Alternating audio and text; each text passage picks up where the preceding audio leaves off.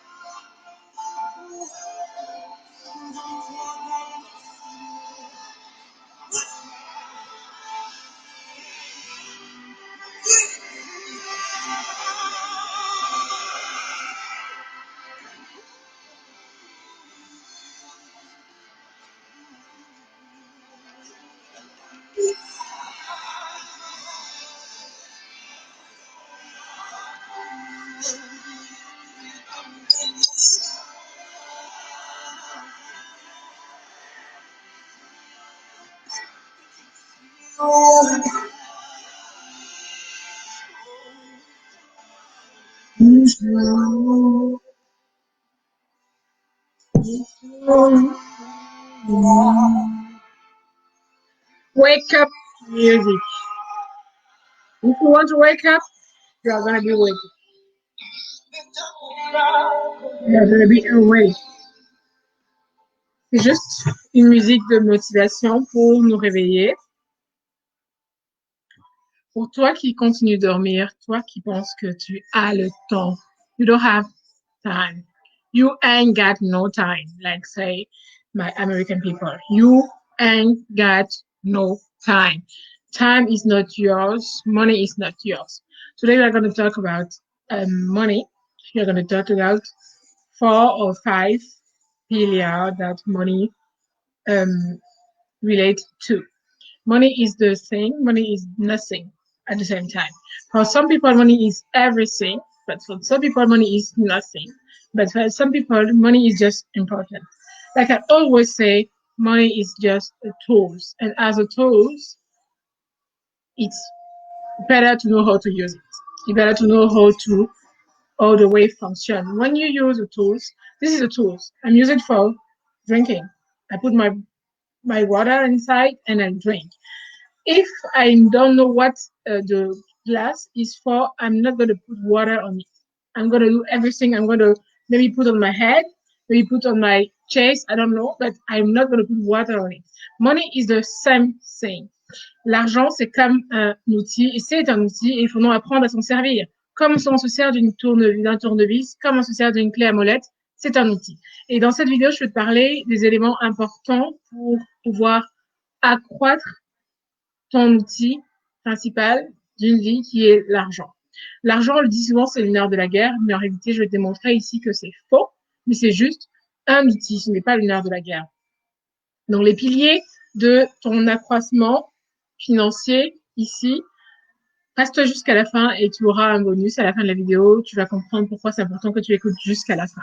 Alors, le premier pilier, je vais éteindre carrément la musique pour pas être perturbée. J'aime beaucoup cette musique, donc j'ai toujours tendance à vouloir l'écouter plutôt que de vous parler. J'ai besoin de me concentrer dans cette vidéo pour vous parler de l'argent et de nos finances. Donc, pause. Parfait. Alors, comme je disais, le pilier pour l'argent est un outil et comme tout outil, tu dois apprendre à t'en servir, ok? Et se payer en premier est le premier principe pour lequel je veux que tu retiennes aujourd'hui.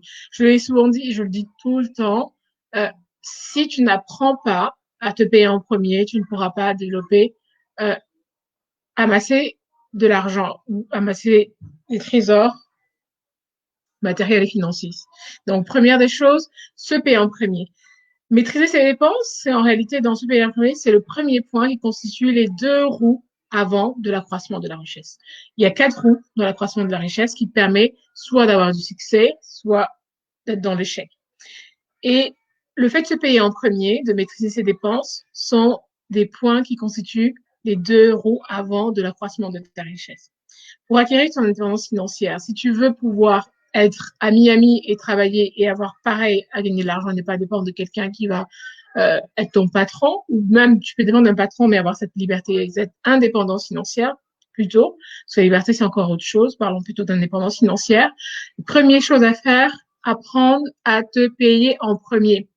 Quand je dis apprendre à te payer en premier, ça veut dire quoi?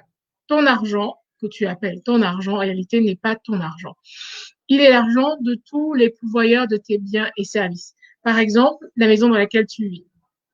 Quand tu sors travailler, tu investis de ton temps pour ensuite générer de l'argent.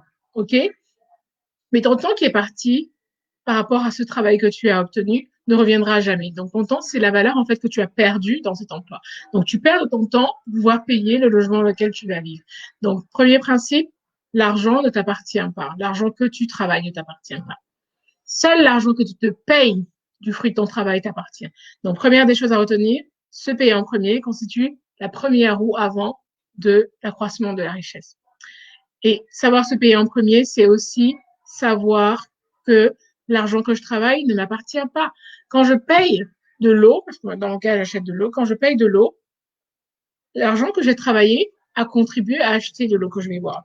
Quand j'achète des vêtements, l'argent que j'ai travaillé contribue à acheter ces vêtements. Donc, ça ne m'appartient pas, ça appartient au pourvoyeur de mes services. Ça, c'est la première des choses que tu dois comprendre. Apprendre à te payer en premier, car l'argent que tu appelles ton argent ne t'appartient pas. Et comme je dis toujours, dans le livre de Agé, il est dit l'or et l'argent sont à moi. Celui qui est l'auteur, celui qui est le propriétaire, c'est Dieu. Toi, ce qui t'appartient à toi, c'est une fois que tu as payé le résiduel, que tu as payé les distributeurs de tes services, donc ce que tu manges, comment tu te vêtus, comment tu vas te déplacer. Ok, excusez-moi, mon anglais est un peu mess. Mon français est un peu perturbé parce que j'ai passé toute la journée à parler anglais, donc mon français est complètement destroyed. Comment est-ce que tu es vêtu et non pas comment est-ce que tu es vêtu. Comment est-ce que tu es vêtu? Tous ces services-là, tous ces pourvoyeurs de ces services-là sont en réalité les vrais propriétaires du temps et de l'argent que tu vas travailler à l'extérieur.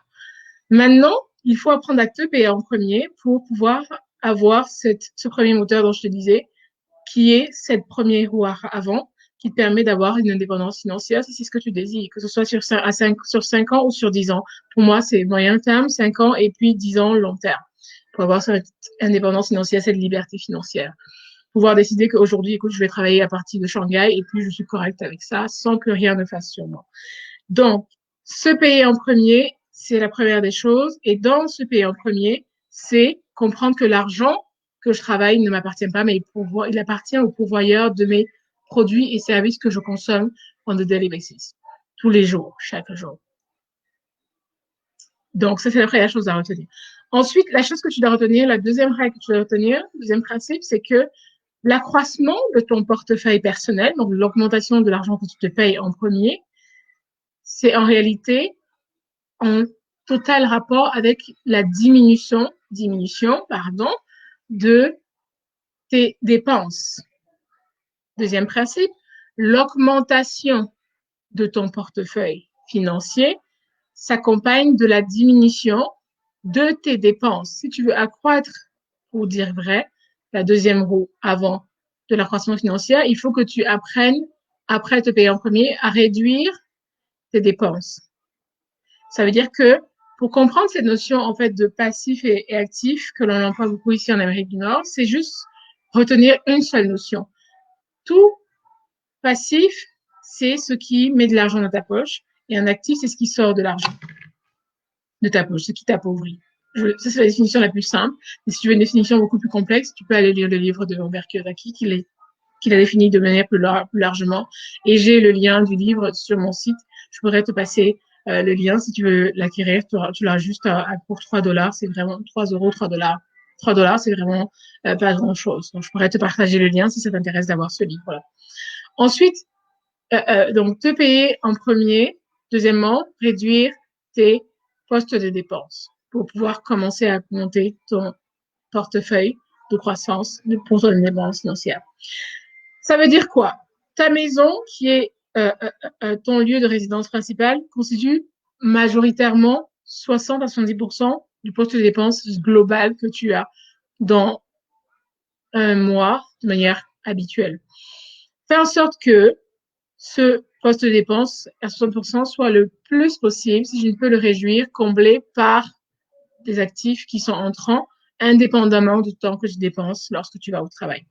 Trouve des moyens de devenir producteur et non pas simplement consommateur. Ça, c'est la chose qui est importante à faire au niveau de tes passifs, de ton entrée, de ta résidence principale. Ceux qui pensent qu'acheter une maison, en fait, constitue en réalité un actif se trompent complètement. Acheter une maison, ce n'est pas du tout un actif. Une maison est évidemment, c'est important parce que c'est la résidence principale, parce que tu dois pouvoir y bien vivre. Mais en réalité, les impôts fonciers que ça te génère et toutes les choses, les charges d'assurance, d'entretien que ça génère, font en sorte que ta résidence principale n'est donc pas un actif. C'est pas quelque chose qui te ramène de l'argent dans tes poches. Comme je dis, un actif, c'est ce qui te met de l'argent dans les poches, et un passif, c'est ce qui te, le contraire. Un passif, c'est ce qui met de l'argent, et un actif, c'est ce qui te sort de l'argent, ce qui t'appauvrit. Une maison, une résidence principale que tu payes est un actif parce que ça t'appauvrit. Ça te fait sortir de l'argent. Jamais tu n'es resté chez toi et tu as été payé pour le fait d'être resté chez toi. C'est ça que je veux dire. Donc, comprendre comment ça fonctionne et faire en sorte de rééquilibrer le plus possible ce déséquilibre, parce que 60% de ces dépenses dans la maison, parfois certains c'est 70%, même 80%, c'est beaucoup. Donc, trouver un moyen de rééquilibrer ça et de descendre un petit peu ce seuil de 60% vers le 50, pourquoi pas 40, pourquoi pas 30%. Toujours entre les 30 et 40% de ton revenu afin que tu puisses aborder tes dépenses de manière sereine. Il faut que tes charges quotidiennes, lorsqu'on a remboursé la résidence principale, autrement dit, c'est important d'investir dans quelque chose qui va te ramener de l'argent pour compenser le très fort poids de ta résidence principale. Ça, c'est la chose à faire. Ensuite, si vous voulez absolument une résidence principale, comme c'est le cas pour la plupart des gens, ça, c'est pas un problème, mais trouver un moyen de faire en sorte de créer des passifs, de créer quelque chose qui met de l'argent dans votre poche, des revenus passifs. Et donc, il vous faut trouver un moyen de respecter la règle d'or qui est de se payer en premier et donc de rentrer de l'argent, de l'épargne et de la production. Donc ça, c'est ce que je vous accompagne et je vous aide à faire. Lorsque vous prenez ma formation, je mettrai le lien. Donc, ce n'est pas forcément le fait d'avoir une résidence principale qui est important, mais c'est le fait de savoir qu'est-ce qui me reste à la fin de la journée quand j'ai réglé mes charges inhérentes à ma vie au quotidien. Ensuite, autre chose qui est important à savoir, la troisième règle, il faut absolument augmenter vos actifs et diminuer tes passifs. Diminuer toutes tes postes de dépenses et augmenter tous tes postes de production. Ça, c'est une troisième pilier qui va permettre d'accroître ta richesse. Augmenter ses dépenses, ses actifs, pardon, ses productions et diminuer ses dépenses. Augmenter ses actifs et diminuer tous ses passifs, tout ce qui sort de l'argent dans ta poche. C'est le contraire, je dis actif-passif. Lorsque ça sort, on parle de actif et lorsque ça rentre, de passif, pour être plus clair. Se payer en premier, deuxième pilier, diminuer ses passifs et contrôler ses passifs et ses actifs. Troisième pilier, diminuer le plus possible tes passifs.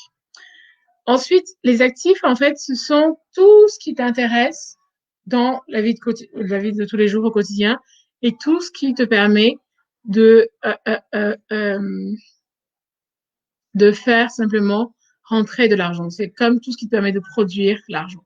Et un des premiers actifs, c'est ce qu'on appelle les OPCVM. C'est les obligations. Je donne la définition de droit. Je fais référence à mon cours de première année de droit. Donc, les OPCVM, ce sont des actifs et des obligations que tu as, par exemple, si tu possèdes des parts d'une entreprise. Ça, c'est un moyen de faire entrer des actifs. En possédant des parts d'une entreprise, des droits de créance, simplement, que tu obtiens. Il faut que je revienne à ma première année. Donc, un actif au PCVM, c'est un droit de créance, une obligation, donc, que tu as sur une entreprise. Donc, tu possèdes des droits sur une entreprise. C'est ça. J'essaie de revenir sur mes cours pour ne pas dire n'importe quoi. Et donc, chaque année, tu as un coupon d'entrée pour recevoir les royalties, les bénéfices de cette entreprise parce que tu as une obligation. Tu es un créancier de cette entreprise, si tu veux. Donc, c'est un taux d'intérêt qui fluctue évidemment en fonction du marché, en fonction de l'entreprise et en fonction du taux d'emprunt et de toutes sortes de choses, de toutes sortes de critères qu'on ne verra pas forcément aujourd'hui. Un moyen de produit, donc, c'est d'être actionnaire d'une entreprise. Peu importe ce que tu décides de choisir comme entreprise, c'est un moyen de créer des actifs. Le risque ici, c'est que si les obligations dans l'entreprise en question se perdent, on change, tu perds ton actif pendant l'année d'exercice en cours. Comme c'est le cas pour beaucoup d'investisseurs cette année 2020, où les entreprises ont peu produit, ils ont forcément été perdants dans l'affaire. Et ça, si tu veux avoir plus de détails, va lire les livres de Warren Buffett et tu vas comprendre combien est-ce que tout cela fonctionne. Même Coca-Cola a perdu en 2020 sur sa consommation par rapport au reste des années. Ensuite, en dehors de ça, il y a comment est-ce qu'on peut faire ensuite pour augmenter ces actifs? C'est le troisième point. Il y a les placements financiers. Donc, les placements, c'est quelque chose que tu fais sur 20, 30, 50 ans et que l'on n'y touche pas. En fait, c'est un peu pareil que les obligations, mais c'est autre chose. C'est un placement, c'est pareil. Pour que tu puisses toucher, en fait, c'est comme si tu différais, en fait, le placement. Donc, et selon que tu es sensible au risque, tu auras plus ou moins tendance à pas investir. C'est pour ça que les experts, j'appelle les experts celui que tu as à la banque au comptoir, en fait, il n'est pas un expert parce que lui-même, il n'y comprend rien. Il ne fait que réciter ce qu'il a appris à l'école. Les experts ne vont pas vous dire ces choses-là, les banquiers, les conseillers financiers que vous avez au comptoir, parce qu'il sait que vous avez une allergie au risque. Vous n'êtes pas capable de faire un placement qui va vous rapporter énormément. Donc, c'est pour ça qu'ils n'en parlent pas de manière courante en daily basis, de manière régulière. Donc, c'est des choses dont vous n'entendrez pas forcément parler. Et lorsque vous avez la chance d'avoir un courtier, il va rarement oser vous parler de ça parce qu'il se dit, bah, de toute façon, il n'en sait rien, il n'a pas de quoi faire des placements. Donc, il vous parle souvent très peu des placements, surtout lorsqu'on est en Europe. C'est des choses peut-être en Amérique qui se font plus. Au niveau même de votre banque, vous avez la possibilité au Canada, aux États-Unis, de faire des placements avec votre argent. OK? Un autre levier qui vous rapporte, là encore, des intérêts de plus de 100%, de plus de 200%, c'est tout ce qui concerne des intérêts sur des plus-values. Lorsque tu achètes à 100 et que tu vends à 2000, par exemple, c'est des choses qui se font. Donc ça, c'est les plus-values qu'on appelle, et là encore, c'est un autre levier de rendement qui permet d'optimiser ton financement de tes actifs pour qu'ils vont devenir producteurs de tes actifs. Le quatrième point, le quatrième levier, le crédit. Pourquoi le crédit est important et nécessaire et pourquoi donc il faut apprendre à se servir de lui puisqu'il ne se sert de toi? Parce que le crédit peut être un formidable moyen de s'enrichir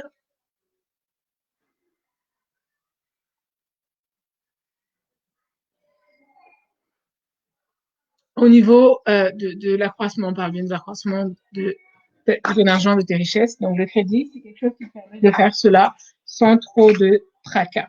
Et donc, pour que les banques te fassent confiance, il faut que tu démontres que tu es digne de confiance. Une banque, en fait, c'est comme ton père et ta mère. Ils te connaissent. Parce que à chaque fois que tu achètes des sacs chez Louis Vuitton, ils le voient et ils plient le petit doigt. Ils le voient et ils attendent le jour où tu vas décider de prendre la peine de comprendre comment ça marche et d'investir pour enfin qu'ils te prêtent quelque chose. Donc, c'est important de comprendre cela.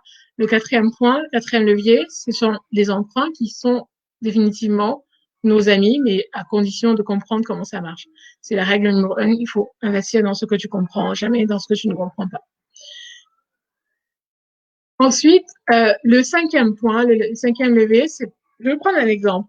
Par exemple, disons que vous empruntez 200 000 $ pour acheter un bien. Et le bien est remboursé mensuellement à hauteur de 1 400 $ tous les mois, OK? Et ce, sur 15 années. 200 000 sur 15 années, 1 400 $. Donc, vous décidez que ce bien que vous avez acheté, vous allez le mettre en location, par exemple, à 1 000 €, 1 000 $. En réalité, donc, de votre mois, chaque mois, de votre poche, vous ne payerez que 400 $, puisque vous remboursez 1 400 $. Donc, puisque le locataire payera 1 000 $ et vous 400. OK? Donc ça, au bout de 15 années, la maison va vous appartenir, mais en revanche, vous allez faire un remboursement. Si vous faites un remboursement, par exemple, sur 25 ans, sur 25 ans de mensualité, ça vous fera à peu près 1 056 $ sur, on va dire un taux normal sur le marché de 4%. Dans ce cas-ci, en fait, vous aurez versé, vous, 400 $ sur 180 mois, qui représente à peu près 15 ans, soit à peu près 80 000 €. Donc, le bien, vous l'avez acheté à 200 000 €. Vous-même, personnellement, vous n'avez payé que 400 000 €, 400 € mensuellement, donc sur 180 mois, en 15 années. 180 mois, c'est à peu près 15 années. C'est ça. 180, il faut que je vérifie mes chiffres. Donc, soit 80 000 $, 80 000 € que vous aurez versé. Mais à long terme, à terme, en fait, du crédit, au bout de 15 ans, vous allez payer 80 €, 80 000 € seulement pour un appartement de 200 000 €. Et votre maison, désormais, vaut 250 000 €. Donc, les 80 000 que vous avez payés sur 15 années, vous vous rendez compte, c'est pas beaucoup, 80 000 sur 15 années.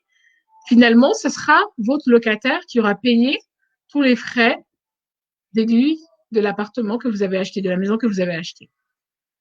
En réalité, si on divise 250 000 € par 80 000 que vous avez payé de votre poche, ça vous fait à peu près 1 € d'investissement qui vous a rapporté 3 € en réalité sur 15 années. Donc, vous êtes totalement gagnant sur le long terme. Pour ne pas nous embrouiller, pour un investissement que vous ferez dans le même montant de 200 000 à long terme sur 25 ans et non plus 15 ans, ça vous fera à peu près 56 € que vous aurez payé pendant 180 mois, soit un montant total de 10 000 € que vous aurez payé. Et lorsque vous faites le solde 250 000 moins 10 000 €, en réalité, ça fait 146 000 € en 15 ans. C'est donc un montant d'un investissement incroyable que vous avez fait puisque c'est le locataire qui paye cela à votre place. Donc, moins j'apporte dans mon apport immobilier, mieux je me porte. Laissez les banques vous prêter de l'argent. C'était juste ça que je voulais démontrer ici en prenant cet exemple-là. Alors, si je résume un petit peu les choses, il y a 5 choses qu'il faut faire. 1, se payer en premier. 2, comprendre que nous ne sommes pas propriétaires de notre argent, c'est pas mon argent, mais c'est l'argent des pourvoyeurs de mes produits et services. 3, comprendre comment diminuer ses actifs pour augmenter ses passifs, diminuer ce qui sort de notre poche pour augmenter ce qui rentre, devenir producteur en réalité. 4, la règle d'or, l'immobilier, l'investissement, peu importe comment vous choisissez d'investir, les obligations, comme je parlais des OPCV, les obligations, les placements, les emprunts, quatrième élément. Donc, c'est vraiment important de comprendre toutes ces choses-là. Le foncier est un moyen d'investissement, la terre aussi. Donc, ce sont les deux choses, les deux piliers d'investissement qui ne trahissent jamais. La terre, même en période de crise, en période de guerre, elle vaudra toujours son pesant d'or. Pareil pour la pierre, la terre et la pierre, l'immobilier et l'agriculture.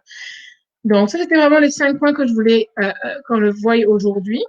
Et je vais m'arrêter là parce que j'ai été très longue dans cette vidéo.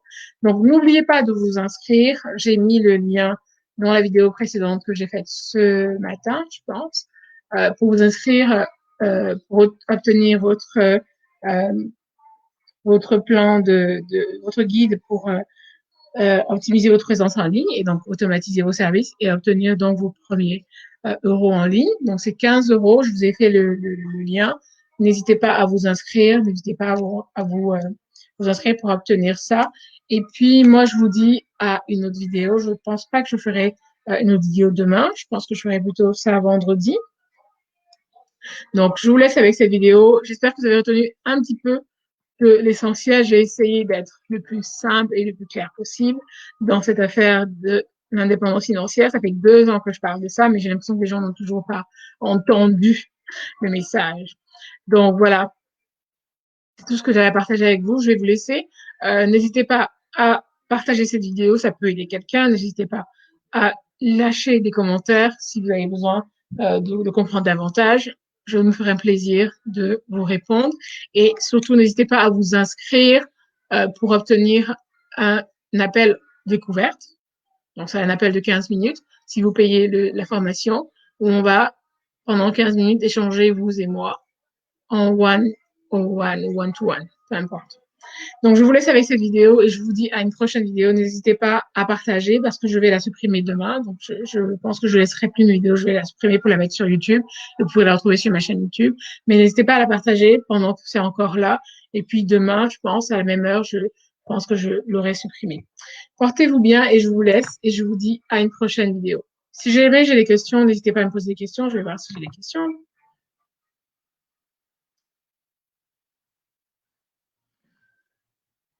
Souvent, quand je fais mes vidéos, en fait, je ne regarde pas la vidéo. Donc, je ne sais pas si vous mettez des commentaires ou quoi. Je regarde ce que j'ai à dire. Donc, je regarde mes notes.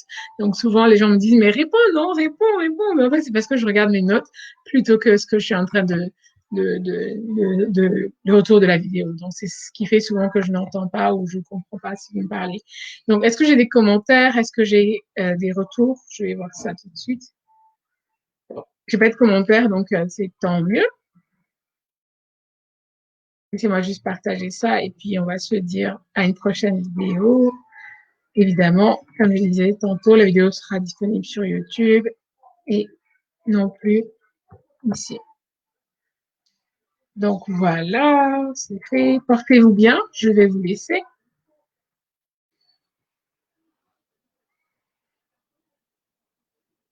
Et voilà.